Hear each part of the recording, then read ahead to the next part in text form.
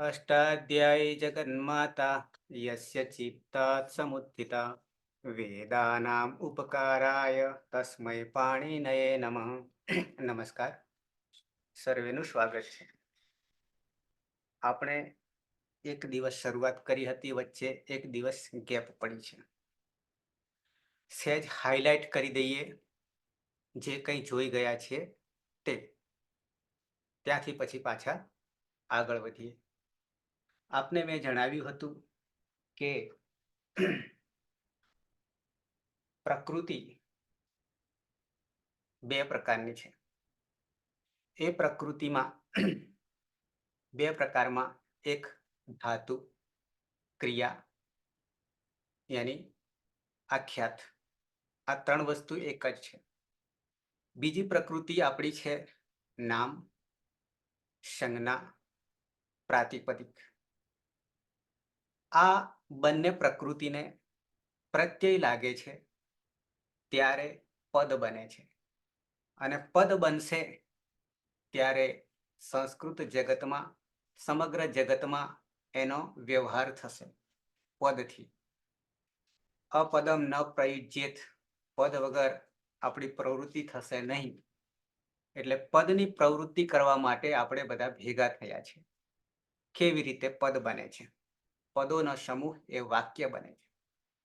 આ બધામાં અષ્ટાધ્યાયીમાં જે નામકરણ છે એ નામકરણ યાની સંજ્ઞા આપણે કરી રહ્યા છીએ. અષ્ટાધ્યાયીમાં કુલ સૂત્રો 3978. આ 3978 ને આપણે એક એક બાદબાકી કરીશું, હિસાબ કરતા રહીશું. આંકડો આપણો 3978 છે. શરૂઆત આપણે થઈ હતી પારિભાષિક શબ્દાવલી યાની નામકરણ. એમાં નંબર 1 વર્ણ અથવા અક્ષર. વર્ણ અથવા અક્ષર એ વર્ણનો દેહ છે, આકાર છે. આપણા શરીરનો જેમ આકાર છે તેમ અહીંયા વર્ણનો પણ આકાર છે, દેહ છે. અને એ દેહથી આપણે આગળ પરિચય મેળવવાનો છે. વર્ણ અથવા અક્ષર કેટલા છે? બે પ્રકારના છે. એમાં એક શરૂઆતમાં સ્વર છે, સ્વયં રાજન્તે ઇતિ સ્વરાહ, આ એની વ્યાખ્યા છે. જે જ્યારે બોલીએ છીએ ત્યારે કોઈની મદદ જરૂર પડતી નથી, એને આપણે સ્વયં રાજન્તે એમ કહીએ છીએ. ઇતિ સ્વરાહ. કેટલા છે? તો કે 9 છે. કયા છે? તો કે અ જ્યારે બોલીએ છીએ ત્યારે કોઈની જરૂર સાથે પડતી નથી, એવા 9 છે. ઈ, ઉ, ઋ, લૃ, એ, ઓ, ઐ, ઔ, આ 9 છે. અત્યારે આ 9માં આપણે માત્ર દેહ આપીએ છીએ, અક્ષર વર્ણ દેહ આપીએ છીએ. એના વિભાજનો કરતા નથી, એના પ્રકારો પાડતા નથી. 18 પ્રકારો પડશે. રૂમાં 30 પ્રકાર પડશે. એ બધા અત્યારે નહીં, એ પાછળ આપેલા છે ઓલરેડી. પહેલા વર્ણોનો આકાર, અને આકાર જાણ્યા પછી આગળ આકારને આપણે ઓલરેડી જાણી રહ્યા છીએ. આનું બીજું નામ જે છે 99 ને શોર્ટકટમાં લાઘવમાં કહેવું હોય તો અચ કહી દઈશું તો 99 નો બોધ થઈ જશે. એ કેવી રીતે બોધ થશે એ પાછળ આપણે જાણીશું, બ્રહ્માસ્ત્ર પછી વાપરીએ, એ વિષય આવશે ત્યારે. અને અચ કહેવાથી 99 નો બોધ થઈ જશે. જ્યાં જ્યાં અચ આવશે સમગ્ર અષ્ટાધ્યાયીમાં 3978 સૂત્રોમાં, જ્યાં જ્યાં અચ ને પદ નામ સંજ્ઞા બનાવીને રૂપ બનાવશે, ઈકો યણ અચી, અચી, ઈક યણ અચી, આ એક સૂત્ર છે, ઈકો યણ અચી. તો પાછળ અચી આવું છે, એ અચનું જ રૂપ બનાવ્યું છે અચી. કારણ કે પદ બની ગયું, અચી બન્યું એટલે પદ બની ગયું, અને પદ બનશે ત્યારે વ્યવહાર થશે. આવી રીતે સૂત્રોમાં એનો ઉપયોગ થશે. એટલે કે વર્ણોનો, અક્ષરોનો જ ઉપયોગ થશે, પ્રત્યાહારોનો ઉપયોગ થશે. પ્રત્યાહાર પછી સમજાવીશ. હવે અહીંયા તમને ધારો કે સ્વયં રાજન્તે ઇતિ સ્વરાહ દેખાય છે, તો આપણને ધીમે ધીમે એક એક આ પદ છે, બધા સ્વયં પદ છે, રાજન્તે પદ છે, ઇતિ પદ છે, સ્વરાહ પદ છે. એ દરેક પદમાં તમને એટલો પ્રશ્ન આમ મનમાં ઉદ્ભવવો જોઈએ કે સ્વયંમાં ઉપર યની ઉપર અનુસ્વાર છે, એ ઘણા એ અનુસ્વાર શું છે ખબર નહીં હોતી. ક્યારેક ઉપર ટપકું છે એ અનુસ્વાર છે. પછી રા છે, રાજંતે. જ પછી ન હલંત છે, અડધો છે. ઇતિ સ્વરાહા, સ્વરાહામાં પાછળ બે ટપકા છે, વિસર્ગ છે, બહુવચન છે. રામઃ રામૌ રામાહ બહુવચન છે. સિદ્ધિ નામની બહુ પાછળ આવશે, પણ ધારો કે રાજંતે ન જે છે એ જેની ઉપર કેમ અનુસ્વાર નહીં થયો? મોટા ભાગે અનુસ્વાર આપણી પાસે 5 છે, અનુસ્વાર 5 છે. 5 એ પછી જોઈએ છે તો દરેકમાં સ્વયં છે, સ્વયંમાં યની ઉપર છે, તો ત્યાં મ કેમ નહીં મૂક્યો? ત્યાં મ કેમ નહીં મૂક્યો? જ પછી ન હલન છે તો નની જગ્યાએ જેની ઉપર કેમ અનુસ્વાર નહીં? રાજંતે જેની ઉપર મૂકીએ તો પણ આપણે વાંચવાનું તો શબ્દ તો થશે, ઉચ્ચારણ થશે, પણ ન હલંત કર્યો છે એનું કારણ શું રહેલું છે? આવું બધું આપણે ઉકેલવાનું છે. અચ્છા, તો સ્વયં રાજંતે ઇતિ સ્વરાહા, આટલું તમને યાદ રહી જવું જોઈએ. આ એક વ્યાખ્યા છે, સૂત્ર નથી. ત્યાર પછી નંબર 3 છે, યાની બે વ્યંજન. વ્યંજનમાં તમે જોશો લખેલું, અહીંયા તમારી સ્ક્રીન મોબાઈલ ઉપર નાની દેખાતી હોય તો તમે બે આંગળી આમ જ્યારે કરશો તો મોટું થશે તમારાથી સ્ક્રીન ઉપર, જો વંચાય નહીં તો વ્યંજન અન્વક ભવતી વ્યંજનમ આવું લખ્યું છે, એને પણ તમારે હવે યાદ રાખી લેવું. આ વ્યાખ્યા છે. હવે વ્યંજન લખેલું જે પદ છે કે સંજ્ઞા છે, નામ છે, એમાં વ અડધો છે, પછી ય છે, પછી ય પછી શું છે? કોઈ કહેશે મને? ય પછી શું છે? ય પછી ય અને જ ની વચ્ચે ઈય છે, ઈય. નાક અને અનુનાસિક. હા, અનુનાસિક છે. ઈય. ઓકે એમાં યા બીજા નંબર આવશે ને અનુનાસિક. ઓકે, પછી એને આપણે સ્પષ્ટતા કરીશું. બરાબર, અત્યારે વ્યંજનમ ટૂંકમાં આ કેવી રીતે, એ કેમ મૂક્યો, બીજો કેમ વર્ણ નહીં મૂક્યો, અથવા ઉપર અનુસ્વાર કેમ નહીં કર્યો, તો એનું કારણ આપણે શોધવાનું છે, એ જ સિદ્ધ કરવાનું છે. વ્યાખ્યામાં છે અન્વક ભવતી વ્યંજનમ. અન્વકને સહેજ તમને હાઇલાઇટ કરું, સામાન્ય, અત્યારે એને હું સમજાવીશ નહીં, પણ અનુ અને પછી અજ છે. અનુ, હવે તમને અહીંયા દેખાશે તો અ પછી ન છે, અડધો છે, હલંત છે, વ છે અને ગ હલંત છે, પણ એને સમજવું હોય તો અનુ અને પછી અક છે. હવે આ ભેગું કર્યું છે ત્યારે અન્વક આપણને મળી રહ્યું છે, સિદ્ધ થઈ રહ્યું છે. એ કેવી રીતે થઈ ગયું? એ પણ આપણું સંશોધન છે, સર્ચ છે. તો અનુમાં જોવા જઈએ અને અચમાં જોવા જઈએ તો અનુ એને છૂટા પાડીએ તો અન ન હલંત કરી દેવાનો, અને નમાં રહેલો ઉ જુદો કરી દઈએ, જેને આનું પૂર્વી પાછળ આવે છે શબ્દ અ ન હલંત ઉ, અને પછી અચ થશે. અત્યારે જરૂર નહીં તમારે આ બધું, પછી હું કહીશ, સૂત્રો સાથે કહીશ. પણ અન્વક બન્યું કેવી રીતે? અનુસરણ કરવું, અનુસરણ કરે છે. કોણ અનુસરણ કરી રહ્યું છે? તો કે અચ. આગળ તમને મેં અહીંયા બતાવ્યું, 9 સ્વરો જે છે અહીંયા લખ્યું છે અચ, એ જ અનુઅચ છે. અનુઅચ માંથી શું બની ગયું અહીંયા? તો કે અન્વક બની ગયું છે. કેવી રીતે બનશે? તો સહેજ તમને કહી દઉં, તો વાસ્તવમાં તો અનુ અને અચ છે, અને અનુઅચમાંથી અન્વક કેવી રીતે થઈ ગયું? આ સહેજ તમને હાઇલાઇટ કરું છું, માહિતી આપું છું. સમજવાનું તો પછી સમજીશું કે આ આપણું કેવી રીતે આગળ જવાનું છે, એના માટેનો એક આ દ્રષ્ટાંત આપું છું અન્વકનું. તો અન્વકમાં અનુ અને અચ, ચ જે છે અને ચ નો ગ આવીને ઉભો રહ્યો છે પરિવર્તન કરતા. તો પરિવર્તન અનુમાં ન પછી ઉનો વ થઈ ગયો છે, અ ન હલંત ઉ અને પછી અ અને પછી ચ હલંત. હવે ગોઠવણી કરીએ, સિદ્ધ કરીએ તો ઉ જે છે એનો વ થઈ જાય છે. ઈકો યણચી, યણ સંધિ આવે છે. એ પછી જોઈશું આપણે સંધિમાં, પણ આ સેજ તમને કે આપણે શું ખરેખર કરીશું એનું એ સેજ હાઇલાઇટ આપું છું. તો ઉનો વ થઈ જાય છે ઈકો યણચીમાં. ઈકો યણચી સેજ બતાવી દઉં તો તમને લખીને બતાવું તો હાલ ખ્યાલ આવી જશે.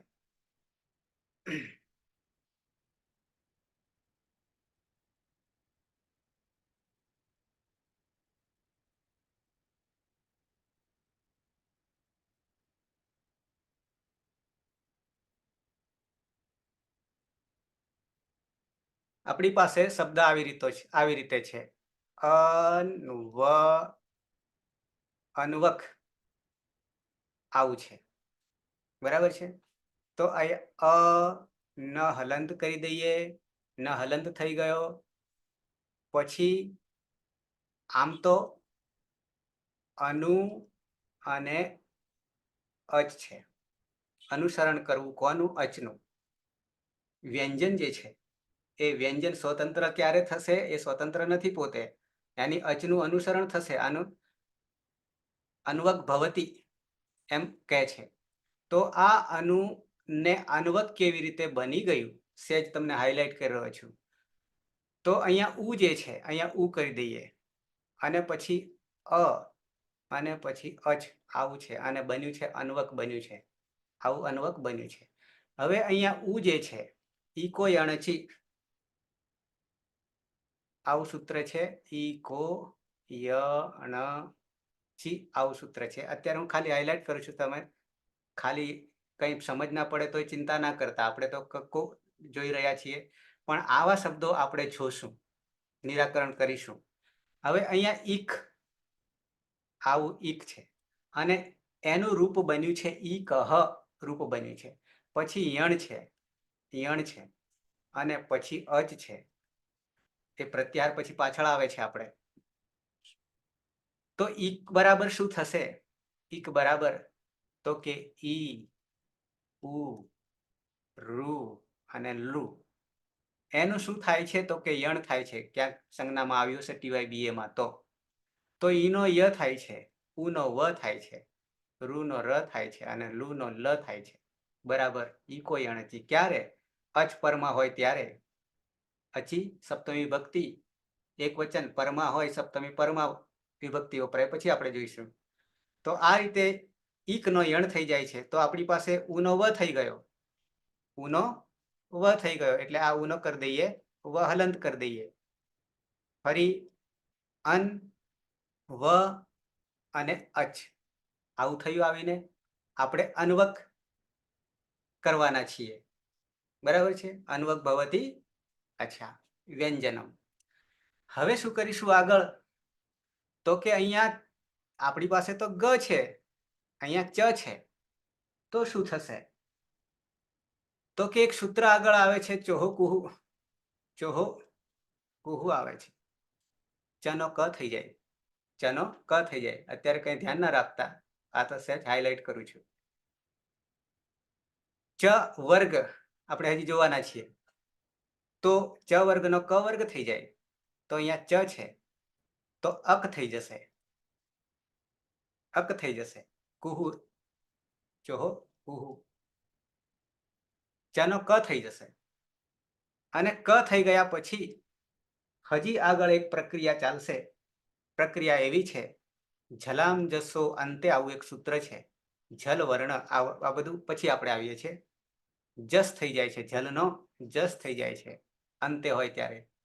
જલામ જસો અંતે. તો હવે અહીંયા ક જે છે એનો બની જાય છે ગ, બની જાય છે. ક ખ ગ, જસ્ત્વ ત્રીજો બની જાય છે. અને આ ક મળી ગયો. હવે આ અ જે છે એ વમાં આવતો રહેશે. ન અડધો જ રાખીએ. આ અ જે છે વમાં આવતો રહેશે. વ આખો થઈ ગયો. અને આ ગ, આ થઈ ગયું. આ સેજ તમને હાઇલાઇટ આપ્યું. બાકી આ બધું આપણે સમજવાના છીએ પાછળ, બહુ પાછળ. હજી તો કક્કો આપણે કરવાનો છે, એક કરવાનો છે. આવી રીતે અન્વક બનશે. બરાબર. એ સંધિનો વિષય છે. આ સહેજ તમને આપણે શું કરીશું એની આ તમને વાત કરી. અન્વક ભવતી વ્યંજનમ ભવતી કયો ધાતુ છે, ભૂ ધાતુ છે, એનું કયું રૂપ થયું છે વગેરે વગેરે આપણે સિદ્ધ કરીશું.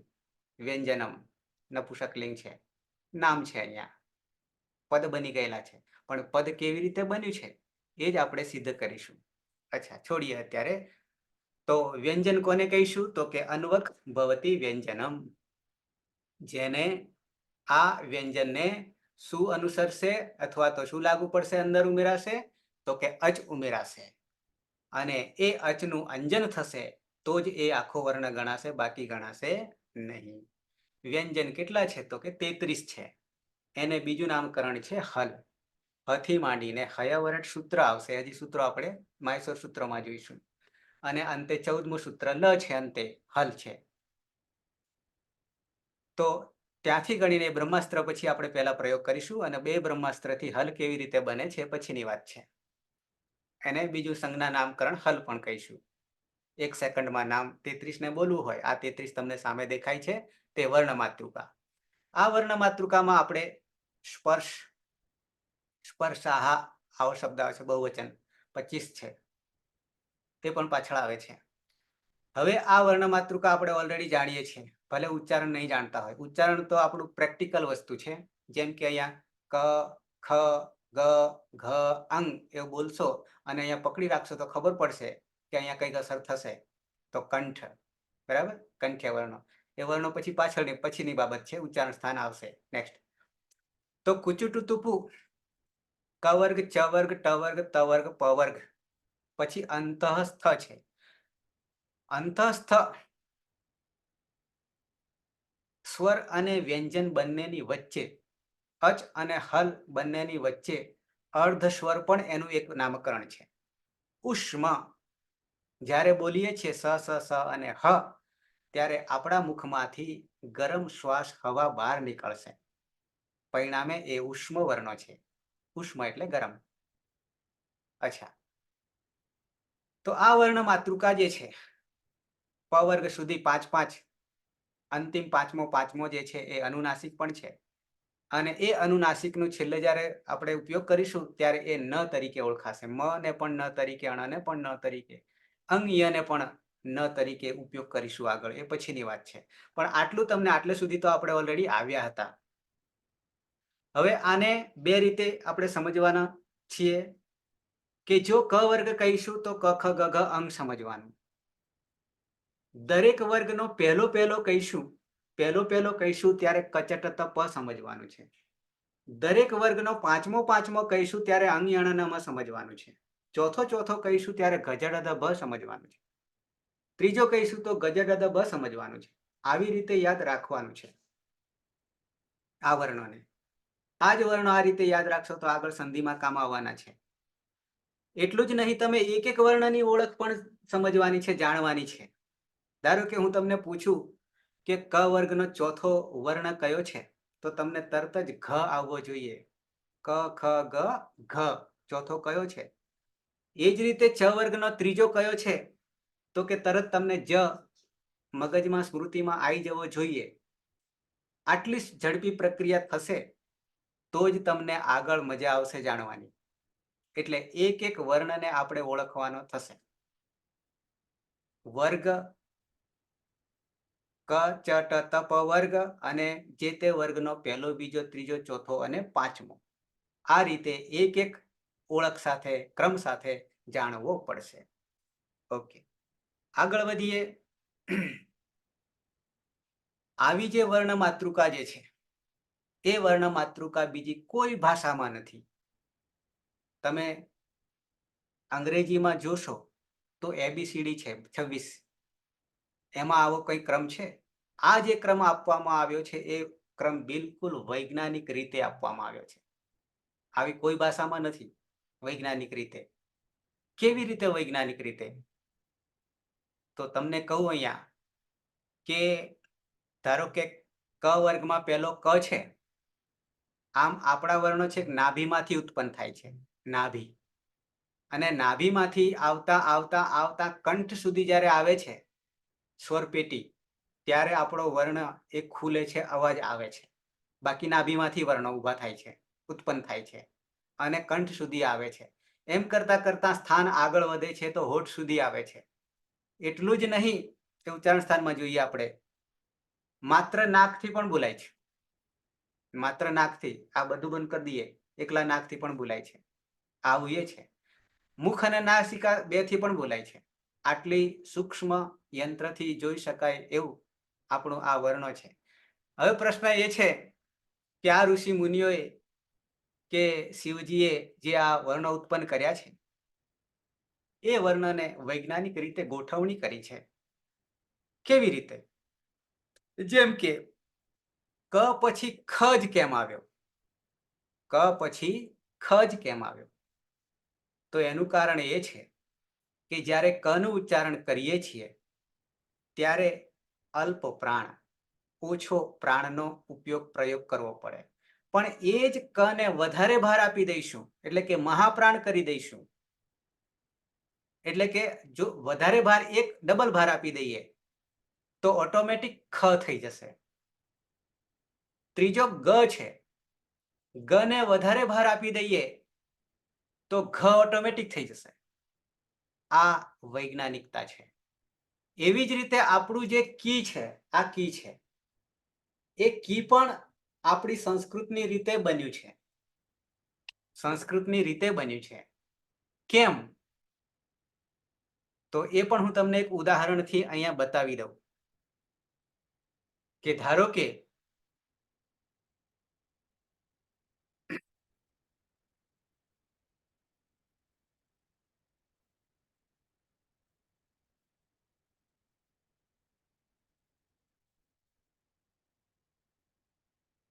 અહીંયા હું લખું છું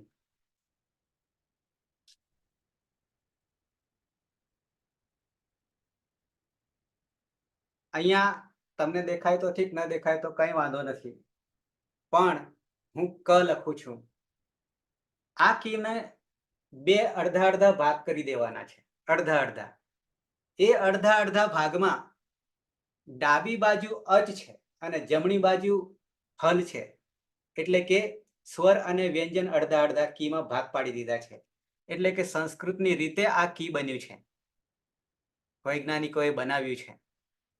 તો એમાં ડાબી બાજુ અડધું છે, એમાં બધા સ્વરો છે, અચ છે, અને જમણી બાજુ બધા વ્યંજન છે.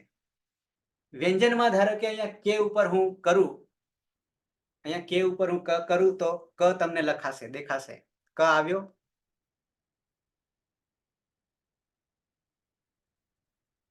આ ક તમને દેખાશે, ક દેખાશે. બરાબર છે? ફરી કરું છું. આ કે છે મારી પાસે, અહીંયા તમને દેખાતું હોય તો અહીંયા કે છે, એના પર ક્લિક કરી એટલે ક થયો. બરાબર છે? અચ્છા, હવે એના ક ની ઉપર કે ની ઉપર હું ભાર આપું છું. ભાર આપું છું. ભાર આપવા માટે શું કરીશ? હું ભાર આપવા માટે શું કરીશ? તો શિફ્ટ દબાવીશ. શિફ્ટ સાથે હું કે ને દબાવું છું તો ખ થઈ જશે. ખ થઈ ગયો. શિફ્ટ સાથે હું દબાવું કે ને તો ખ થઈ જશે. એનો અર્થ એ થયો કે આ કી પણ આપણી સંસ્કૃતની રીતે બન્યું છે. ભાર આપી દીધો. મેં હાલ તમને કહ્યું કે ક અલ્પ પ્રાણ છે અને એને ડબલ ભાર આપી દો એટલે ખ થઈ જશે, તો ખ થઈ ગયો.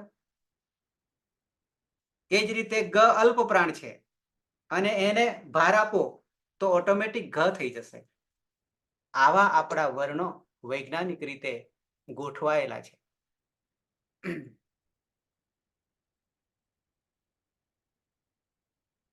એ 5 ક વર્ગ, એનું શોર્ટકટ ક, ખ, ગ, ઘ, અંગ. આ 5 નું ઉચ્ચારણ સ્થાન જે છે એ ક્રમશઃ એને મૂક્યા છે, એક જગ્યાએ એને ભેગા કર્યા છે. તો આ આપણી વૈજ્ઞાનિકતા છે. હવે વર્ગ અને વર્ગાક્ષર. વર્ગ કહીશું તો ક વર્ગ, ચ વર્ગ, ટ વર્ગ, ત વર્ગ અને પ વર્ગ. 5 વર્ગ, મુખ્ય 5 વર્ગ છે. દરેક વર્ગમાં 5-5 વર્ણો છે વૈજ્ઞાનિક રીતે, ઉચ્ચારણ સ્થાનની જગ્યાએ, ઉચ્ચારણ સ્થાનની દ્રષ્ટિએ. જેમ કે ક ખ ગ ઘ અંગ આ 5 વ્યંજન કંઠમાંથી નીકળે છે અને એને ક વર્ગ કહીશું. પહેલા વર્ણના આધારે વર્ગનું નામકરણ. ધાતુઓમાં પણ ધારો કે ભવાદી તો ભૂ ધાતુના આધારે આવી રીતે વર્ગના પણ નામકરણ કર્યા છે.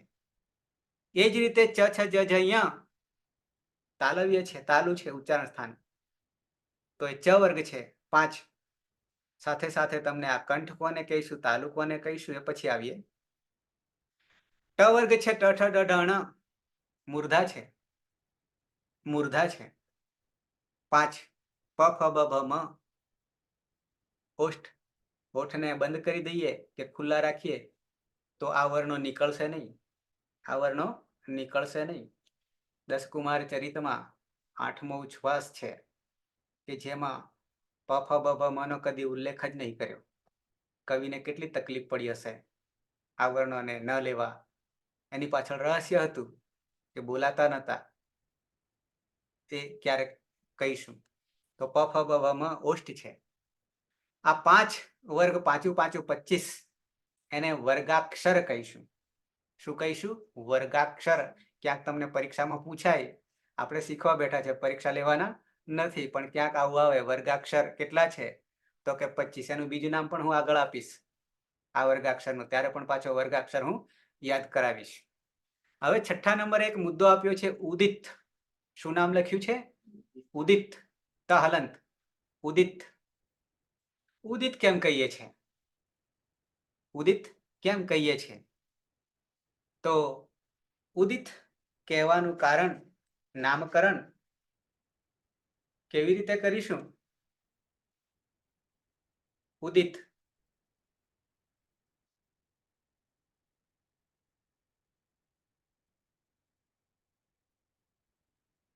તો ઉદિતમાં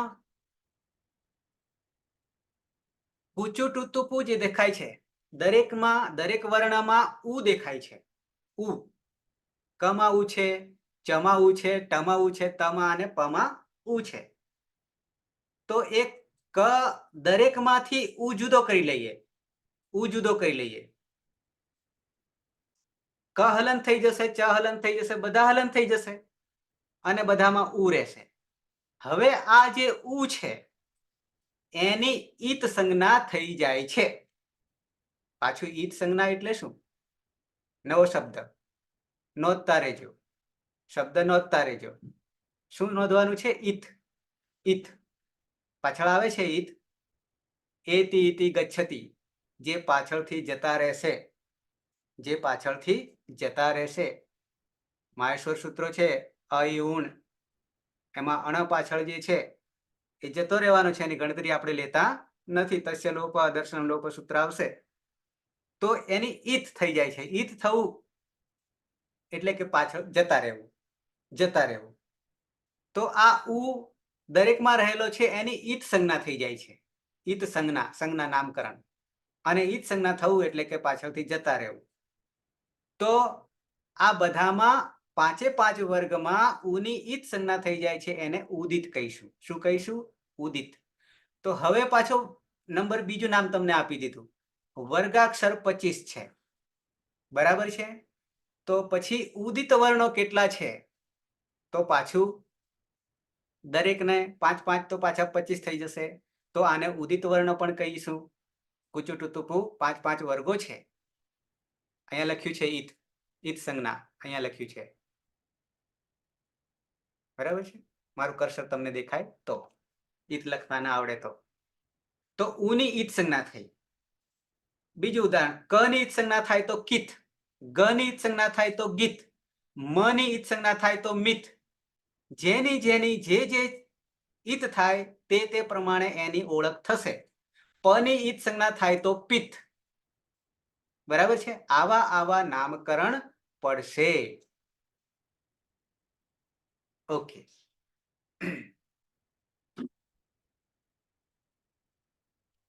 તો અહીંયા ઉદિત કેમ કહીશું? તો કે ઉની ઈત સંજ્ઞા થવાને કારણે ઉદિત કહીશું. ઓકે.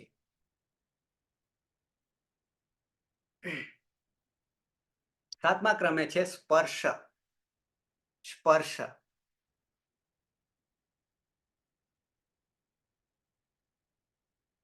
સ્પર્શ યાની આપણે જ્યારે ઉચ્ચારણ કરીએ છીએ ત્યારે આપણી જીભ જે છે, જીભ એ જુદી જુદી જગ્યાએ સ્પર્શ થાય છે. દંત્ય હોય તો જીભ જે છે દાંતે અડે છે. એમ આ વર્ણો જે છે સ્પર્શાહ બહુવચન કાદયો માવસાનાહ સ્પર્શાહ નવ નામકરણ યાની વ્યાખ્યા છે. ક આદયઃ, ક આદયઃ એને જો છૂટું પાડીએ ક વત્તા આદયઃ, કમાં પાછળ અ છે અને પાછળ અ વત્તા આ બરાબર આ, અક સવર્ણ દીર્ઘ સૂત્ર આવે છે. પછી આપણે જોઈશું બરાબર કાદયો, ક વગેરે, ક થી માંડીને આદય વગેરે બહુવચન છે. આદય જે ઓ થયો છે વિસર્ગનો ઓ થયો છે, કાદય એ પછી આપણે સંધિમાં જોઈશું. મ અવસાનાહ, મ અવસાનાહ, મ અવસાનાહ, ત્યાં પણ મમાં રહેલો અ પાછળ અ છે, બે અ ભેગા થાય તો પણ આ થાય એટલે માં થઈ ગયો, માં એવું થઈ ગયું. મા અવસાનાહ, મ અવસાનનો અર્થ કરવાનો છે અંતે, પાછળ કઈ ના હોવું. જે વર્ણ અંતિમ હોય એ વર્ણના પછી કાંઈ ના હોય તો એને અવસાન કહીશું. અવસાન એટલે નાશ નહીં. શું કહીશું? પાછળ ન હોય એને અવસાન કહેવું. તો મ અંતે હોય, મા અવસાનાહ સ્પર્શાહ, ક થી માંડીને મ સુધી જઈએ છીએ તો 25 જે વર્ણો છે એને સ્પર્શાહ બીજું નામકરણ છે સ્પર્શ કહીશું. સ્પર્શ વ્યંજનો 25 એટલે કાદયો માવસાનાહ સ્પર્શાહ, કાદયઃ માવસાનાહ સ્પર્શાહ. ક થી માંડીને મ સુધીને 25 વ્યંજનને આપણે સ્પર્શ વ્યંજન કહીશું. ઓકે. નંબર 8 છે અંતસ્થ. અંતસ્થ સ્વર અને વ્યંજનની વચ્ચે આવનારા છે, અચ અને હલની વચ્ચે આવનારા છે. સાથે એનું બીજું નામકરણ છે અર્ધસ્વર. એનું એક શોર્ટકટ નામ છે યણ, કૌંસમાં તમને દેખાશે યણ. યણો અંતસ્થાહ, યણ અંતસ્થાહ, યણઃ અંતસ્થાહ, યણો અંતસ્થાહ. ય ર લવ, ય ર લવ 4. પછી લખ્યું છે યણ. યણ એ પ્રત્યાહાર છે, શોર્ટકટ છે. પણ યણ જ્યારે બોલીશું અને એ પ્રમાણે કરવા જઈશું તો ક્રમ બદલાઈ જશે. અહીંયા આ જે યર લવ દેખાય છે એવો ક્રમ ત્યાં નહીં રહે. પ્રત્યાહારમાં યણ જ્યારે કહીશું ત્યારે ક્રમ બદલાશે. એ આપણે સૂત્રમાં માયસર સૂત્ર આવશે ત્યારે જોઈએ. તો અંતસ્થ 4 છે જેને યણ પણ કહેવામાં આવશે. હવે જ્યાં જ્યાં અંતસ્થનો પ્રયોગ કરવાનો થશે, ઉપયોગ લેવાનો થશે ત્યારે યણ જ લખશે. 3978 સૂત્રમાં જ્યાં જ્યાં યણ આવશે ત્યાં આપણે સમજવાનું, આ 4 સમજવાનું. આ શોર્ટકટ છે. પ્રત્યાહાર જેને કહીશું એ પછી આવે છે. નંબર 9 ઉષ્મ. એની વ્યાખ્યા છે શલહ ઉષ્માણઃ. શલમાં વિસર્ગ એટલા માટે છૂટો કરીશું, ત્યારે પદ છૂટું સ્વતંત્ર કરીશું ત્યારે વિસર્ગ લાગશે, પણ પાછળ ઉ બેઠો છે એટલે વિસર્ગનો લોપ થઈ ગયો છે. ઉષ્માણઃ, શલહ ઉષ્માણઃ. સ સ સ હ પછી કૌંસમાં લખ્યું છે સલ, એ પ્રત્યાહાર છે. સ થી માંડીને લ સુધી 13 અને 14માં સૂત્ર આવશે માહેશ્વર સૂત્રમાં. આમાં 3 સના ઉચ્ચારણ સ્થાન જુદા જુદા છે. એનું એક નામકરણ અને હ એનું શોર્ટકટ સલ છે. ઉષ્માક્ષર જો આપણે કહીશું ઉષ્મ, 3978 સૂત્રોમાં જ્યાં જ્યાં ઉષ્માક્ષરનો ઉપયોગ કરવાનો થશે ત્યારે સલનો પ્રયોગ કરશે, સલનો પ્રયોગ કરશે. તો પહેલો જે સ છે એ તાલવ્ય છે, તાલવ્ય. બીજો સ છે મૂર્ધન્ય છે અને ત્રીજો સ જે છે એ દંત્ય સ છે. એ ધ્યાન રાખજો હવેથી. હવે એમ ના કહેતા કે શરણાઈનો કે ષટકોણનો કે સસલાનો. એની જગ્યાએ શું કહીશું? તાલવ્ય, મૂર્ધન્ય અને દંત્ય અને પછી હ છે. બરાબર છે? એ હનું ઉચ્ચારણ સ્થાન અલગ છે. બરાબર છે? એ કંઠ છે, એ પછી જોઈશું. તો આ 4ને ઉષ્મ, વર્ણો કહીશું એ જ્યારે બોલીએ છીએ ત્યારે આપણા મુખમાંથી ગરમ શ્વાસ બહાર આવશે, એટલા માટે એને ઉષ્મ કહેવાય છે. 10, 11, 12, 13 એમાં એક શબ્દ આવે છે નવો, અયોગવાહ. અયોગવાહ. હવે આટલા 9 અચ સ્વરો અને 33 વ્યંજન સિવાય પણ કેટલાકનો પ્રયોગ થઈ રહ્યો છે, જે આમાં પ્રયોગ કર્યો નથી, ઉલ્લેખ કર્યો નહીં વર્ણ તરીકે, પણ એનો પ્રયોગ થાય છે.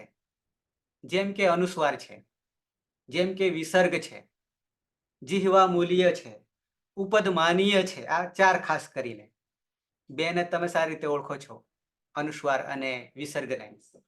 બરાબર છે. તો આમનો ક્યાંય ગણતરીમાં લેવાયા નથી 42 વર્ણોમાં. તો એને શું કહીએ છીએ? અયોગવાહ. એ વહન કરે છે, વહન કરે છે. આ બધામાં પ્રયોગ થાય છે, પણ કઈ જગ્યાએ થશે તો એ પણ ચોક્કસ છે. આ અનુસ્વાર વિસર્ગ એ હંમેશા અચની પાછળ જ લાગે છે. 9 અચ જે છે સ્વર, એની પાછળ જ લાગે છે. કદી વ્યંજન હલની પાછળ લાગશે નહીં. તમને એમ એક લખી બતાવું છું.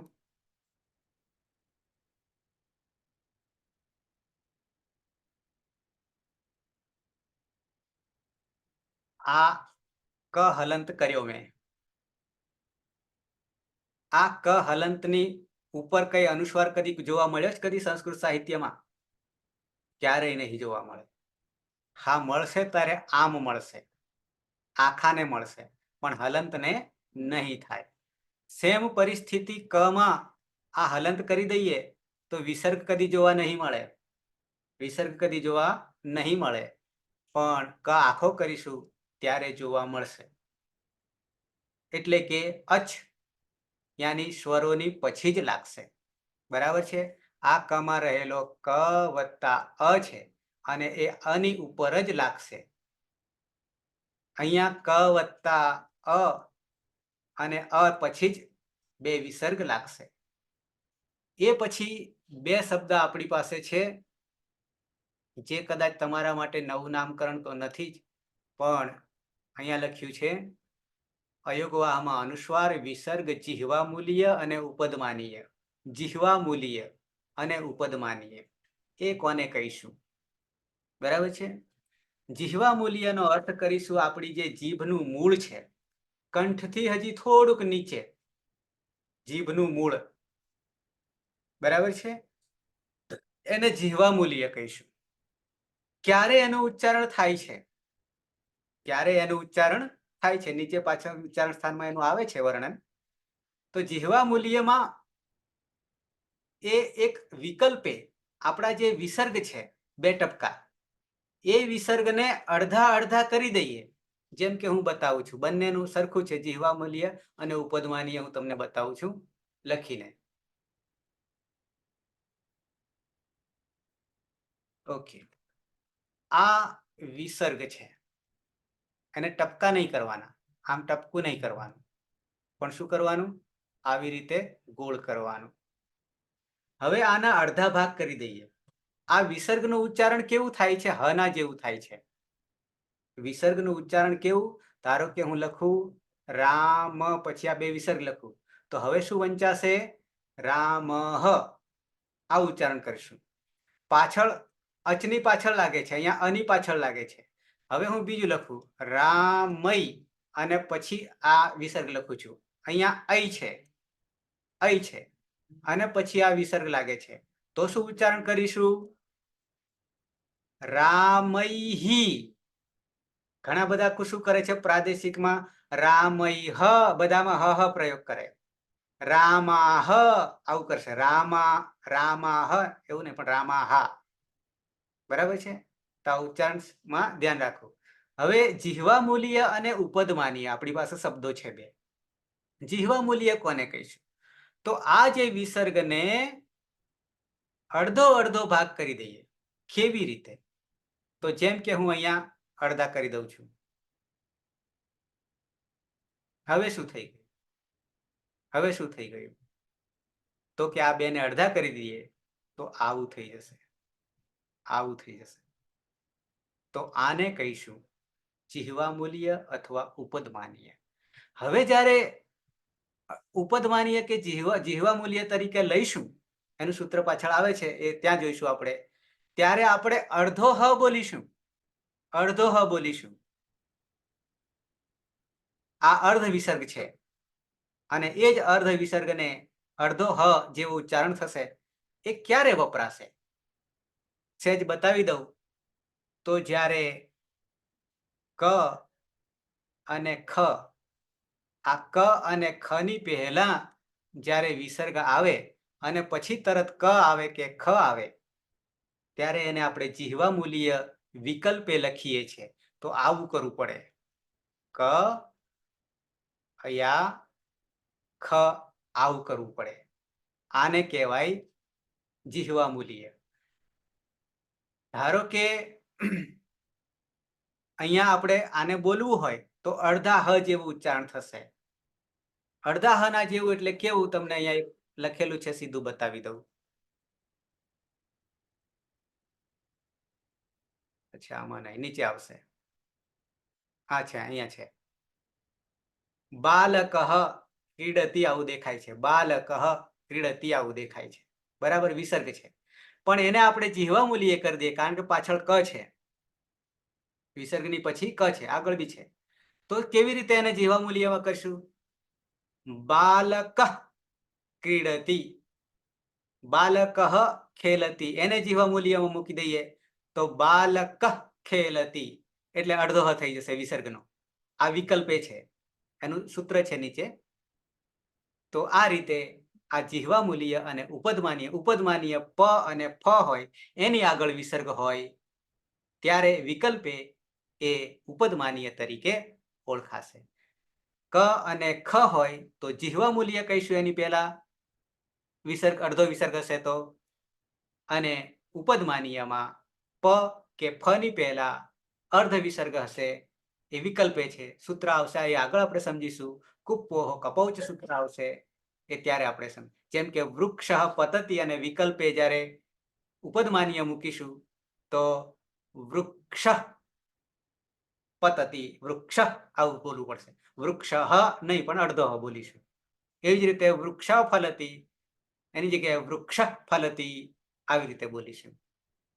ઓકે, 14 અને 15 કાર અને ઈફ પ્રત્યય આવું દેખાય છે.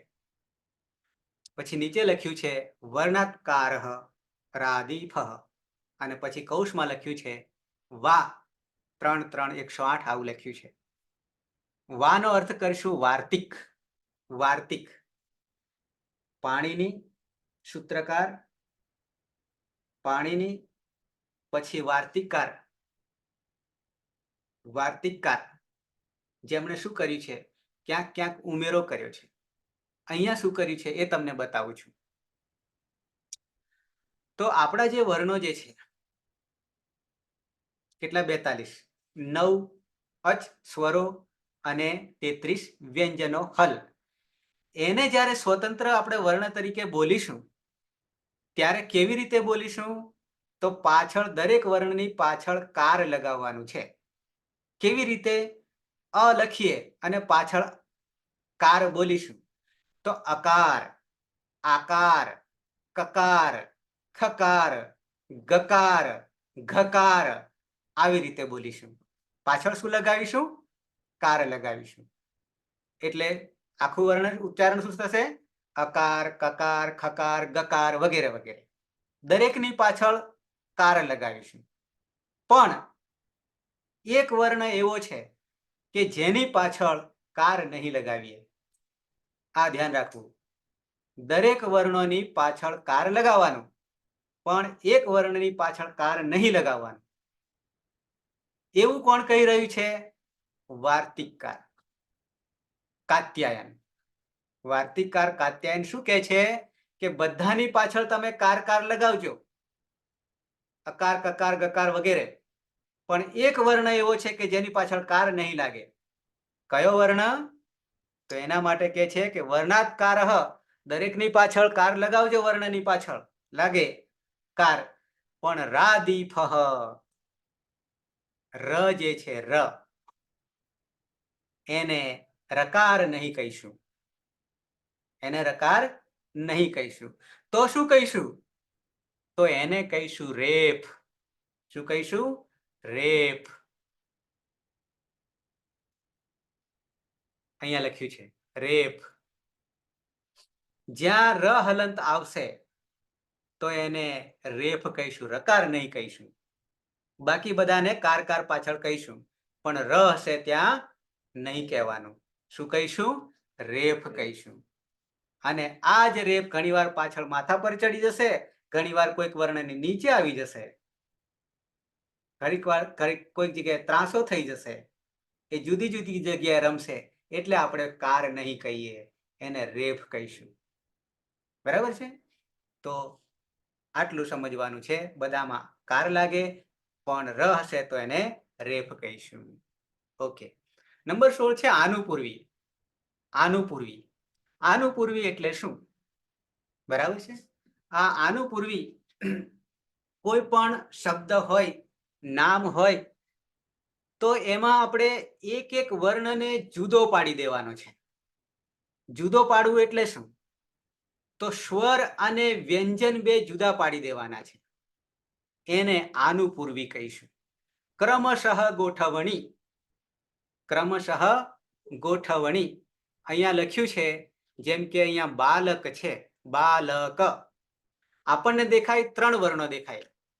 બાલકમાં 3 વર્ણો દેખાય, પણ એ 3ની આપણે જો આનુપૂર્વી કરવા જઈએ તો કેટલા થઈ જશે? 6 થઈ જશે. કેટલા થઈ જશે? 6 થઈ જશે, ડબલ થઈ જશે. કેવી રીતે? તો જોઈએ. બાલકમાં બ હલંત. હું લખું.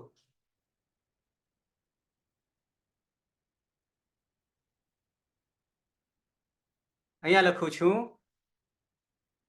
બાલક. હવે આપણે આનુપૂર્વી કરીએ. શું કરીએ? આનુપૂર્વી. આનુપૂર્વી એટલે શું? દરેક વર્ણને જુદો કરી દેવો ક્રમશઃ. ક્રમશઃ.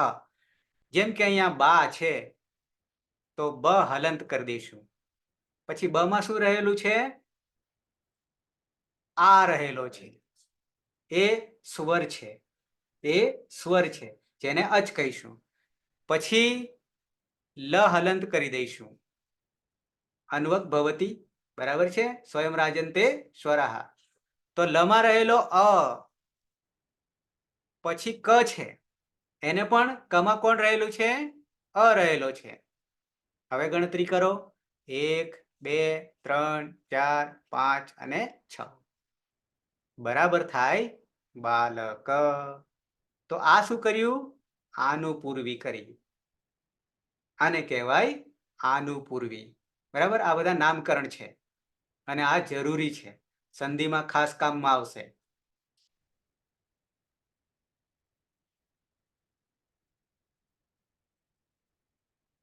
એ જ રીતે કૃષ્ણમાં તમે જોઈ શકશો 5 વર્ણ.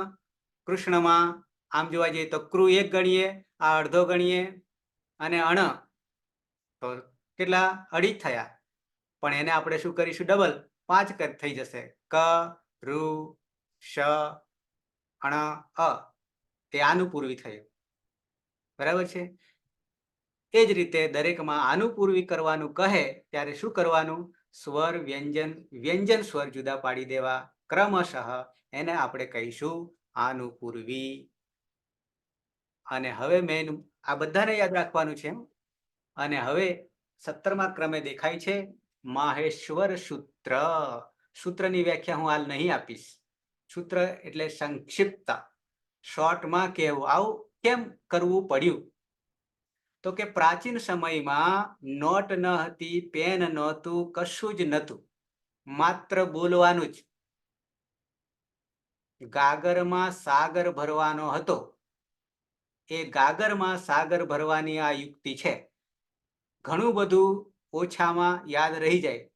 એક અડધી માત્રા પણ ઓછી થાય તો પણ પુત્ર જન્મોત્સવનો જે આનંદ જે છે એ આનંદ લાવવા માટે સૂત્રનો પ્રયોગ કર્યો.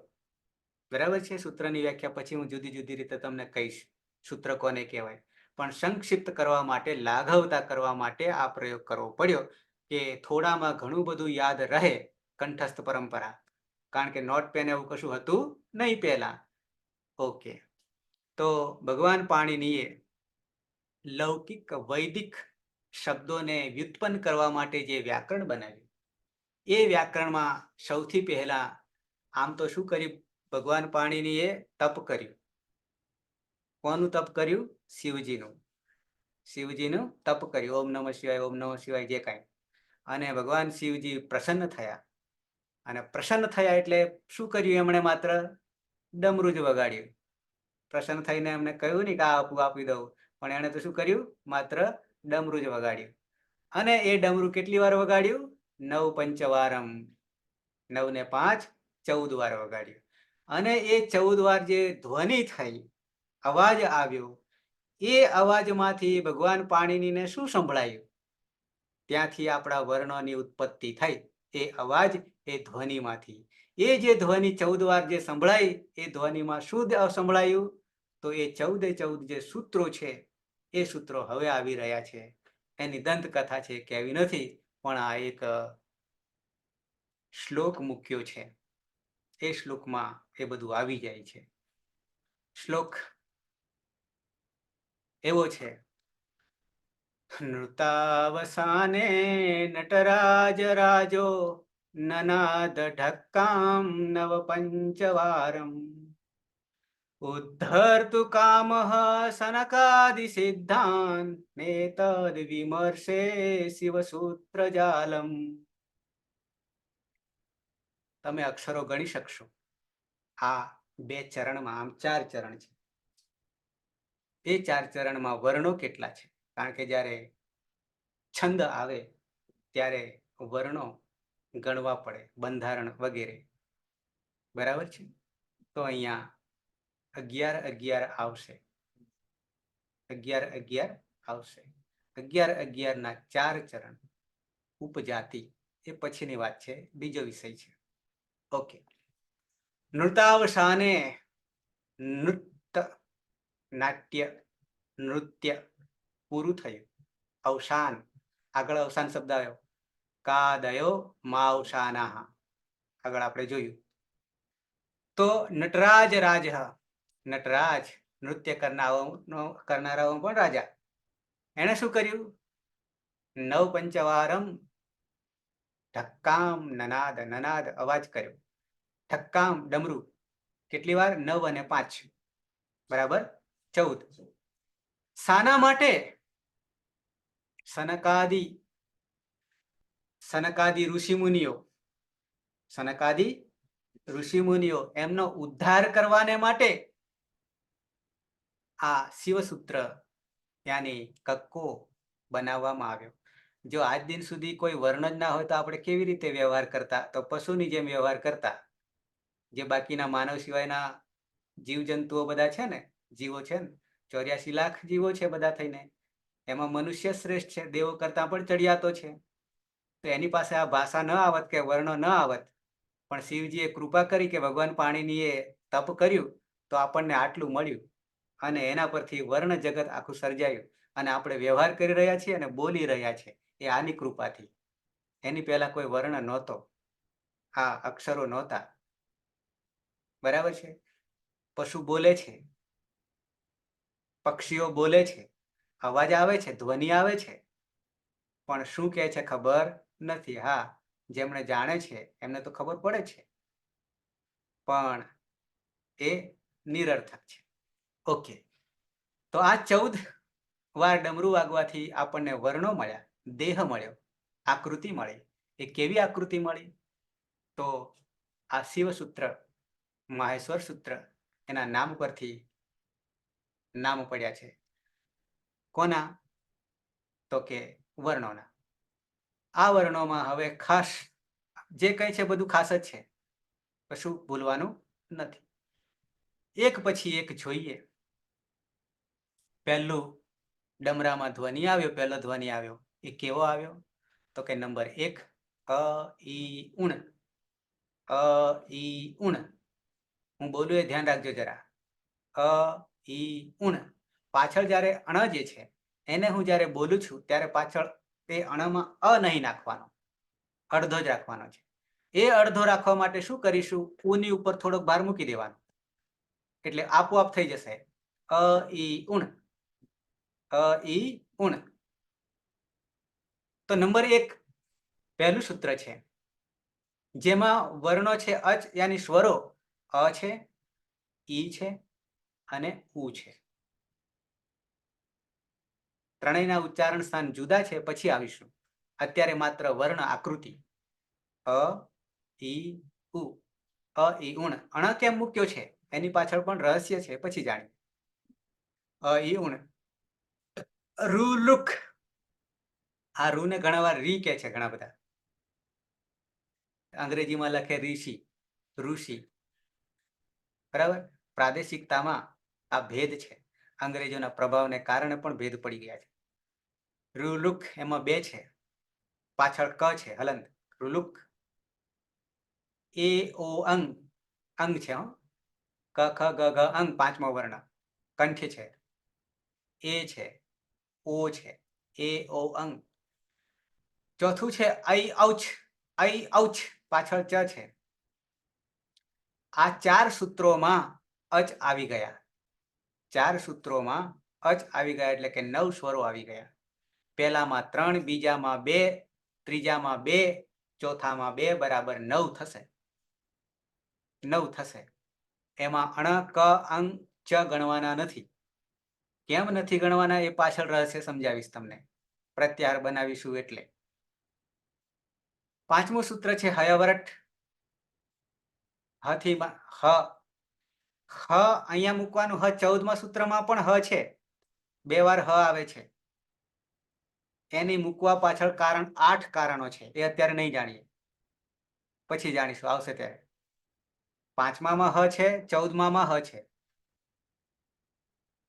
આ હ થી શરૂઆત કરીએ તો વ્યંજનો શરૂ થાય છે લ સુધી. 14મા સૂત્રમાં લ સુધી બરાબર હલ.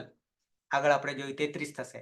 આમ ગણતરી કરશો તો 34 થશે, પણ હ 2 વાર છે એટલે આપણે 33 જ રાખીશું, કારણ કે એકનો એક જ છે.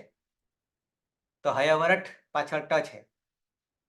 લણ, 6ઠ્ઠા સૂત્રમાં લણ, એકલો એક જ લ છે અને પાછળ અણ મૂકી દીધું છે. એની પાછળ પણ રહસ્ય છે. એક વર્ણનું પણ સૂત્ર બનાવી દીધું છે. હવે 5મા સૂત્રમાં હ કાઢી નાખીએ અને યથી શરૂઆત કરીએ અને અણ સુધી જઈએ તો યણ થઈ જાય. અંતસ્થા આપણે જોયું ને આગળ, યણો અંતસ્થા, હા આવું આગળ જોયું. એ પછી નામકરણ કરીએ, પણ ખાલી સૂત્રમાં રહેલા વર્ણો જે છે લણ, 7મા યમંગણનમાં ય પહેલો છે. પહેલામાં 5મા જ્યારે હતા ત્યારે જુદા હતા, અંગયણનમાં હતું. હવે અહીંયા ક્રમ કંઈક બદલાય છે. બંને ક્રમ યાદ રાખવાના છે. આગળ વર્ગનો ક્રમ છે, અહીંયા સૂત્રનો ક્રમ છે. આ 2 ધ્યાન રાખવું. વર્ણ માતૃકાનો ક્રમ જુદો છે, સૂત્રોનો ક્રમ જુદો છે. આ 2 વસ્તુ ધ્યાન રાખવી પડશે. બરાબર છે. અહીંયા ય પહેલો છે, ચ છ જ ઝ બીજા ચ વર્ગનો અંતિમ છે જે પહેલો મૂકી દીધો છે. અને પછી મ છે, એ તો 5મા વર્ગમાં આવે છે. પ વર્ગમાં અંતિમ છે, પ ફ બ ભ મ આવે છે, એને બીજા ક્રમે મૂકી દીધો છે. અંગ એ પહેલા ક્રમે છે, ક વર્ગનો છે 5મો, એને ત્રીજા ક્રમે મૂકી દીધો છે. ક્રમ બદલાયો છે. બરાબર છે. પણ આ જ ક્રમ સૂત્ર પ્રમાણે રાખીશું તો આ ક્રમ રાખીશું, અને વર્ણ માતૃકા પ્રમાણે રાખીશું તો પેલો અંગ આવશે, અંગયણનમાં આવશે. અહીંયા યમંગણનમાં આવશે. બરાબર. 7મા સૂત્રમાં દરેકનો અનુનાસિક છે, એટલે કે 5મો દરેક વર્ગનો, કચટ તપ વર્ગનો, કુચુટુ તુપુ વર્ગનો 5મો છે, જે 7મામાં છે, 7મા સૂત્રમાં છે. 8મા સૂત્રમાં જભય ય છે. 9મા ઘડધસ. 2 સૂત્રને ભેગા કરીએ તો ચોથો વર્ણ મળશે દરેકનો. કચટ તપનો, કુચુટુ તુપુનો 5મો વર્ણ મળશે. અહીંયા ક્રમ બદલાઈ જાય છે. પેલા 7મામાં જે છે ક્રમ એનો જ રહેશે, પણ સૂત્ર પ્રમાણે લેવા જઈશું. પ્રત્યાહાર બનાવીશું જસ, જથી માંડીને સ સુધી જસ, તો આ ક્રમ રાખવાનો છે. એટલે 8મા અને 9મા સૂત્ર બે બેને ભેગા કરી દઈએ તો એ 5 વર્ણો જે છે ચોથો ચોથો છે દરેક વર્ગનો. દરેક વર્ગનો એટલે ક વર્ગનો ચોથો, ચ વર્ગનો ચોથો, ટ વર્ગનો ચોથો, ત વર્ગનો ચોથો અને પ વર્ગનો ચોથો. એ ધ્યાન રાખવું. આ ગોઠવણ વૈજ્ઞાનિક છે. કેવી ગોઠવણ છે? વૈજ્ઞાનિક છે. ઓકે. 10 જબાગડા 10 સ તાલવ્ય છે. આમાં સ 9માં મૂર્ધન્ય છે. જબાગડા 10માં દરેકનો ત્રીજો ત્રીજો છે. જસ બીજું નામકરણ આગળ આવશે. આવા 42 પ્રત્યારો આપણે યાદ રાખવા પડશે. 42 યા 44. જબાગડા 10 એમાં ત્રીજો ત્રીજો છે દરેક વર્ગનો. કયા વર્ગનો? ક ચટ તપનો. ક વર્ગનો ત્રીજો, ચ વર્ગનો ત્રીજો, ટ વર્ગનો ત્રીજો, ત વર્ગનો ત્રીજો અને પ વર્ગનો ત્રીજો. બરાબર 10મું સૂત્ર. આ ગોઠવણી છે. દરેકનો ચોથો ચોથો, દરેકનો પાંચમો પાંચમો, દરેકનો ત્રીજો ત્રીજો, દરેકનો બીજો બીજો, દરેકનો પહેલો પહેલો. આવી રીતે સૂત્રો બનાવ્યા છે. 11માં છે ખ ફ છ ઠ ત ચટ ત. ખ ફ છ ઠ થ ચટ ત કપ. કપ એ 12મું છે. સૌથી વધારે વર્ણો આ 11મા સૂત્રમાં છે. 8 છે. ખ ફ છ ઠ થ ચટ ત અને 12માં પાછળ વ છે કપઈ કપઈ. આ બેને ભેગા કરીશું તો બીજો અને પહેલો છે. પાછળથી લીધા છે. પાંચમો પાંચમો, ચોથો ચોથો, ત્રીજો ત્રીજો, બીજો અને પહેલો. 11 12 ને ભેગા કરીએ તો 13માં છે સસસર. 3 સ ભેગા કર્યા છે. પાછળ ર છે જેને આપણે શું કહેવાનું છે? રેફ. પ્રકાર નહીં પણ રેફ. તો સ તાલવ્ય, ફરી સ મૂર્ધન્ય, ફરી સ દંત્ય. એને શોર્ટકટ કરીએ તો સર થઈ જશે. સર થઈ જશે. એ શોર્ટકટનું હજી મેં બ્રહ્માસ્ત્ર તમને આપ્યું નથી. 14માં હલ છે. એકલો એક વર્ણ. 6માં લણ હતું, લ હતો. અહીંયા હ એકલો છે. હ બે વાર આવ્યો. એ જ રીતે પાછલા વર્ણો જે છે હલ, એમાં અણ બે વાર આવે છે. 6માં અણ આવે છે અને પહેલામાંય અણ આવે છે. હ બે વાર આવે છે. 5માં આવે છે, 14માં આવે છે. આ બધું ધ્યાન રાખવું પડશે. ક્યારે કયો વર્ણ, કયા વર્ણો લેવા એ પછીની વાત છે. હવે આ 14 માહેશ્વર સૂત્રો ધીમે ધીમે તૈયાર કરી દેવા પડશે. ઊંઘમાંથી હું પૂછું કે કોઈ પૂછે તો તમને આવડવા જોઈશે. કેમ? જો આ પાયો પાકો કરવો હશે તો આના વગર આગળ જવાશે નહીં. એ જ વસ્તુને તમને ધીમે ધીમે ઓટોમેટિક આવડી જશે. કેવી રીતે આવડશે? તો અહીંયા 18માં એ પછી આપણે પાછા માહેશ્વર સૂત્રોને એક એક પછી જાણીશું જ. ઈત સંજ્ઞા છે. ઈત સંજ્ઞા આગળ મેં તમને કહ્યું હતું. એતિ ઇતિ ગચ્છતિ, જે પાછળથી જતા રહેવાના છે. હવે આ 14 માહેશ્વર સૂત્રોમાં ઈત વર્ણો કેટલા છે? 14 છે. દરેક સૂત્રની પાછળ આવતો વર્ણ એની ઈત સંજ્ઞા થઈ જાય છે. કેવી રીતે થઈ જાય છે પછી આપણે ઈતકરણ પ્રકરણ આખું એક છે એમાં આપણે જોઈશું. બરાબર છે? સૂત્રથી જોઈશું. એક અંશ પણ કંઈ પણ કરવું હોય તો સૂત્રથી જ થશે. આપણું નવું કશું નાખવાનું નથી અંદર. અચ્છા, ઈત સંજ્ઞા કોને કહીશું? એતિ ઇતિ ગચ્છતિ, જે પાછળથી જતા રહેવાના છે. અહીંયા 14 સૂત્રોમાં જે અંતિમ વર્ણ છે, વ્યંજન છે. જેમ કે પહેલા સૂત્રમાં અણ છે, બીજા સૂત્રમાં ક છે, ત્રીજા સૂત્રમાં અંગ છે અને ચોથા સૂત્રમાં ચ છે. 5મા સૂત્રમાં ટ છે, 6ઠા સૂત્રમાં અણ છે. આ બધા અંતિમ વર્ણો છે એ બધાની ઈત સંજ્ઞા થઈ જાય છે, નામકરણ થઈ જાય છે. કેમ? એતિ ઇતિ ગચ્છતિ, પાછળથી જતા રહેવાના છે, એને ઈત કહીશું. ઈતથી પાછું જેનું ઈત થઈ જાય છે તેનું નામકરણ. જેમ કે ક ની થઈ જાય તો કિત, ગ ની થાય તો ગીત, પ ની થાય તો પિત. આવા નામકરણ આવશે. અને બીજું એનું નામકરણ છે અનુબંધ. અનુબંધ, આનુપૂર્વી અને અનુબંધ બે જુદા છે.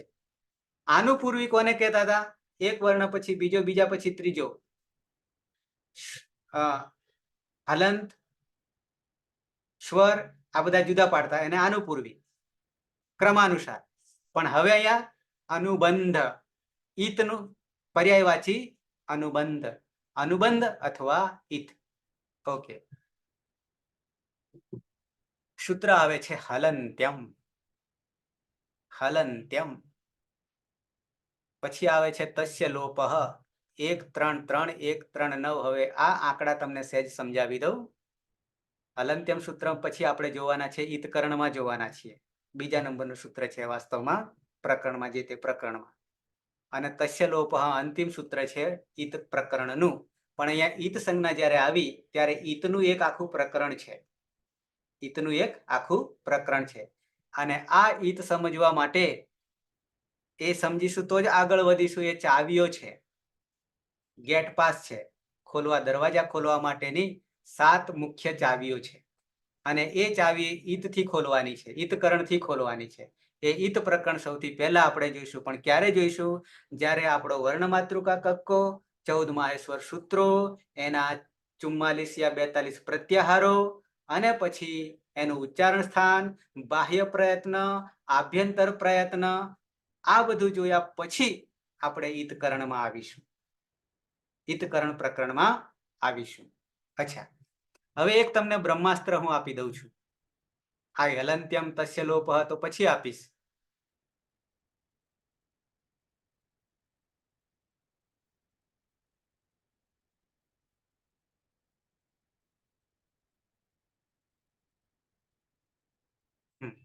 એક બ્રહ્માસ્ત્ર, સમય થવા આવ્યો છે, પણ એક બ્રહ્માસ્ત્ર તમને આપી દઉં છું. અને એ બ્રહ્માસ્ત્રથી આપણા 3978 સૂત્રો છે એમાંથી એક માઇનસ કરીશું, એક માઇનસ કરીશું.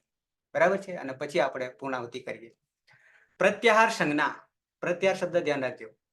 પ્રત્યાહાર સંજ્ઞા નામકરણ. પ્રત્યાહાર કોને કહેવાય? બરાબર છે? અને એનું બ્રહ્માસ્ત્ર, એનું બ્રહ્માસ્ત્ર. સૂત્ર આપણી પાસે 1 1 71. આ 3 જે નંબરિંગ છે એમાં એકનો અર્થ સમજીશું. પહેલો અધ્યાય કોનો? અષ્ટાધ્યાયનો. પાણીનીનું જે અષ્ટાધ્યાય છે, વ્યાકરણ શાસ્ત્ર જે છે, એમાં એક દેખાય છે એ પહેલો. 8 અધ્યાય છે એમાંનો પહેલો અધ્યાય, આવું સમજવાનું. પહેલો આંકડો. બીજો આંકડો જે છે એ એક દેખાય છે, એ પાદ છે, પહેલા અધ્યાયનો પહેલો પાદ. દરેક અધ્યાયમાં 4 પાદ છે, 8 ચોક 32 પાદ છે. અને દરેક પાદમાં સૂત્રો છે. તો 71 જે છે એ સૂત્ર છે. 1 1 71. પહેલો અધ્યાયના પહેલા પાદનું 71મું સૂત્ર. કયું સૂત્ર? આદિર અંત્યેન સહેતા. શું છે? આદિર અંત્યેન સહેતા. આ બ્રહ્માસ્ત્ર કોનું છે? તો કે પ્રત્યાહાર બનાવવાનું. અને પ્રત્યાહાર એટલે શું? તો કે સંક્ષેપ, શોર્ટમાં કહેવું, ટૂંકમાં કહેવું. જેમ કે હું 9 અચને સ્વરોને કહી દઉં તો અચ કહી દઉં. પણ અચ કઈ રીતે હું કહી શકું? તો આ બ્રહ્માસ્ત્રનો પ્રયોગ કરું તો જ કહી શકું, બાકી નહીં. તો આદિર અંત્યેન સહેતા સૂત્ર સમજી લઈએ અને એને જ આપણે પ્રત્યાહારનું બનાવવાનું સૂત્ર કહીશું. 1 1 71 હું ખોલું છું, સીધો અષ્ટાધ્યાયમાં તમને ડાયરેક્ટ બતાવી દઉં છું.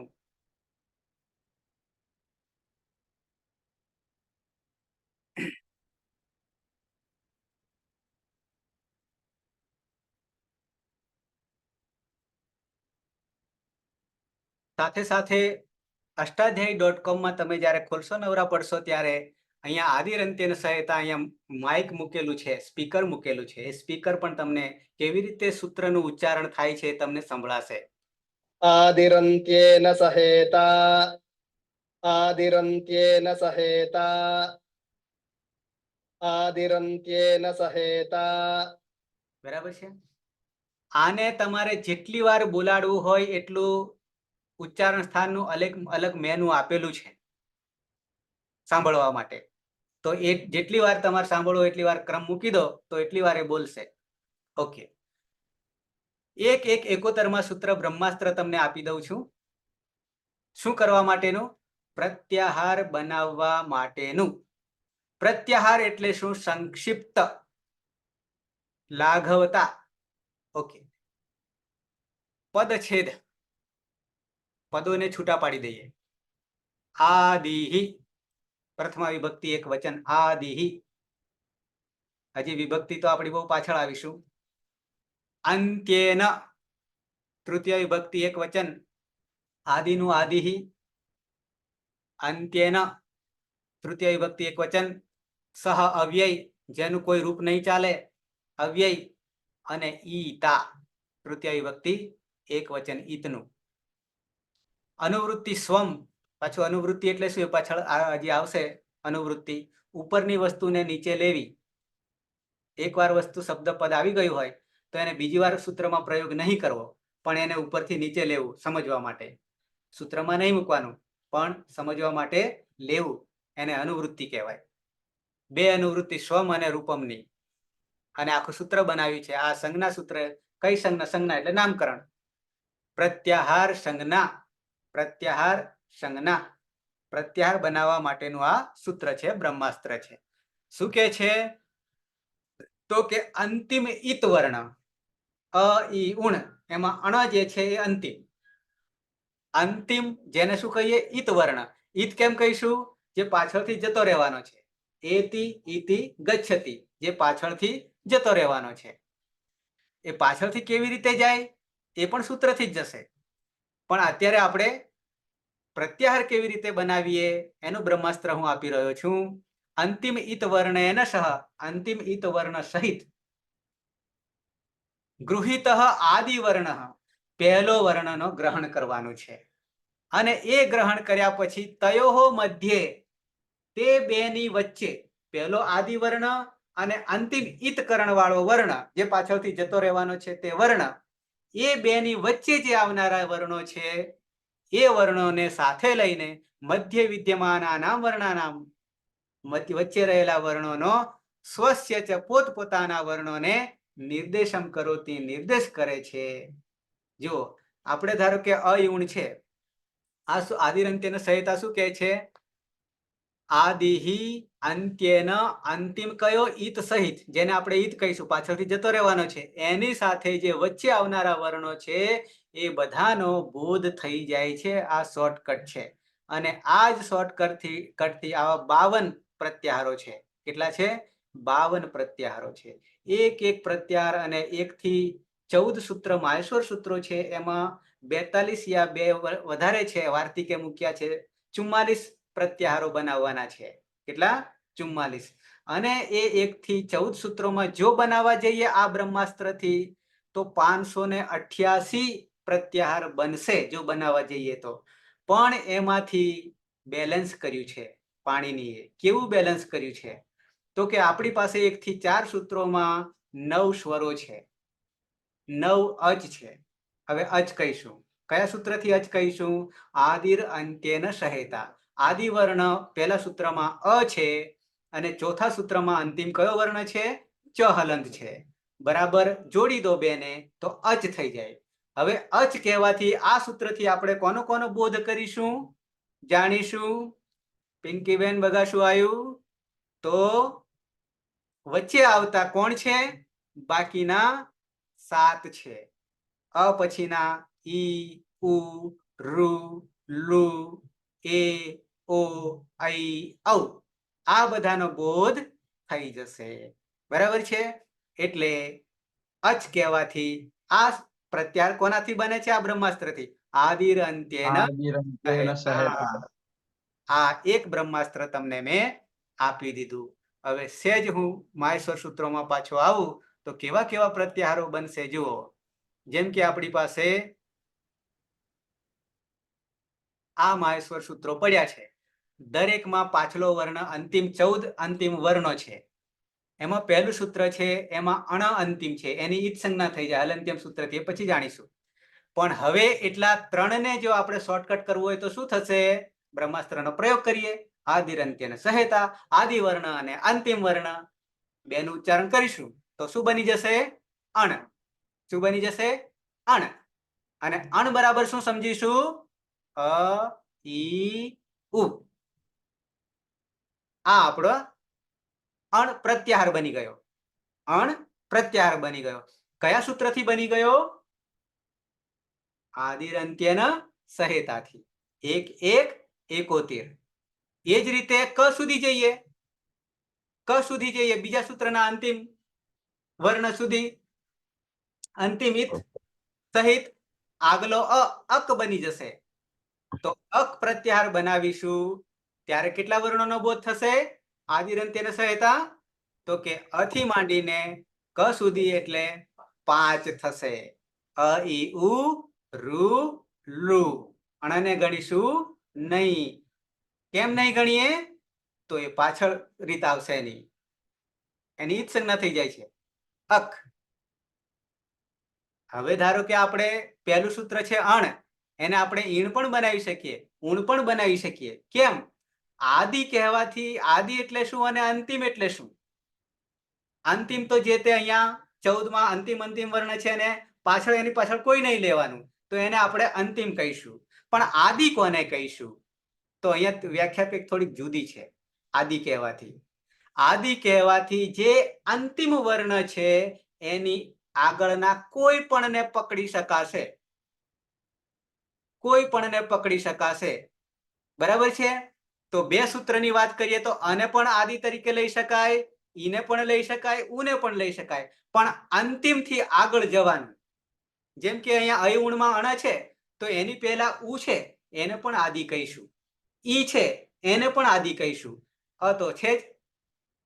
આવી રીતે જો બનાવવા જઈએ આદિરંત્યેન સહેતા, તો આમાંથી કેટલા પ્રત્યાહાર બને? અણ બને, ઈણ બને અને ઊણ પણ બની શકે છે. બરાબર છે? તો આ આપણું આદિરંત્યેન સહેતાથી હલ સુધી 14મા સૂત્ર સુધી જઈશું. દરેકમાં આદિ કરતા જઈએ તો કેટલા પ્રત્યાહારો બનશે? 588 બનશે. પણ આપણે એટલા બધા નહીં બનાવવાના, માત્ર 42 જ બનાવીશું. કેમ 42 બનાવીશું? તો એટલાનો જ પ્રયોગ કરવામાં આવ્યો છે, બેલેન્સ કર્યું છે. 9 સ્વરોમાં 9 જ પ્રત્યાહાર બનાવ્યા છે, 33 વ્યંજનમાં 33 પ્રત્યાહાર બનાવ્યા છે. આ બેલેન્સ રાખ્યું છે. તો સમય વધારે જરા લઈ લીધો મેં. એક બ્રહ્માસ્ત્ર તમને આપ્યું અને 3978 માંથી એક સૂત્રને બાદ કરીએ અને એ તમારે સિદ્ધ કરી લેવાનું છે આ બ્રહ્માસ્ત્રને. અને એ સિદ્ધ કરવાથી આપણને ફળ શું મળશે? કોના સાક્ષાત્કાર થશે? કોના દર્શન થશે? પ્રત્યાહારના દર્શન થશે. બરાબર છે? તો આ તમને એક બ્રહ્માસ્ત્ર મેં આપી દીધું અને આ બ્રહ્માસ્ત્રથી 14 સૂત્રોમાંથી 42 યા 44 પ્રત્યાહારો આપણે સિદ્ધ કરીશું, બનાવીશું અને એના પર આખું અષ્ટાધ્યાયી ટકેલું છે. બરાબર છે? આવા 52 પ્રત્યાહારો ટોટલ છે કુલ. એમાંથી આટલા 14માં જ 42 યા 44 થઈ જાય છે. તો આ એક રહસ્ય આમાં છુપાયેલું છે અને એ જ રહસ્યનો પ્રયોગ આપણે બધા સૂત્રોમાં કરીશું. આવશે. એટલે હવે એક પછી એક આપણે જાણતા જઈશું પ્રત્યાહારો કયા કયા બની રહ્યા છે. બરાબર છે? તો અહીંયાથી અટકીએ. કોઈને પ્રશ્ન હોય તો પૂછી શકે છે. જેટલું ચાલે એમાંથી જ પ્રશ્ન પૂછવાનો, જે નહીં ચાલ્યું હોય એમાંથી નહીં પૂછવાનો. હું જવાબ ચોક્કસ આપી દઈશ, પણ તમને ચાલ્યું જ નથી તો પછી પ્રશ્નનું અસ્તિત્વ જ નહીં થતું. જે ચાલે એમાંથી પૂછવાનો. છે કોઈને પ્રશ્ન?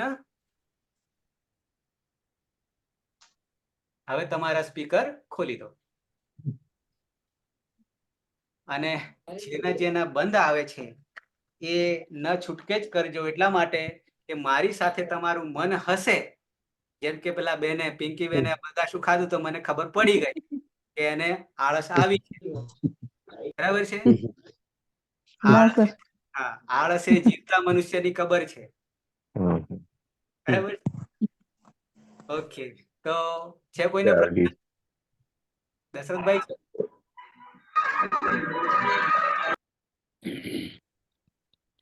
કોઈને કઈ પૂછવું છે? ના. ઓકે. ખ્યાલ આવે છે? હા સર. હા સર. મારી પદ્ધતિ બરાબર છે? Okay sir. આ પદ્ધતિ જાણવા માટે તમારી હાજરી બહુ જરૂરી છે, નિયમિતતા. બરાબર છે? તો તમને હા સર, ખૂબ જ સર ભણાવવામાં આવે છે, મસ્ત ભણાવવામાં આવે છે. બસ ટકેલા રહેજો. હા હા. એક દિવસ ચૂકી જઈએ તો પછી બીજા દિવસે ખબર ના પડે. બિલકુલ ના પડે. કશું નહીં. બિલકુલ.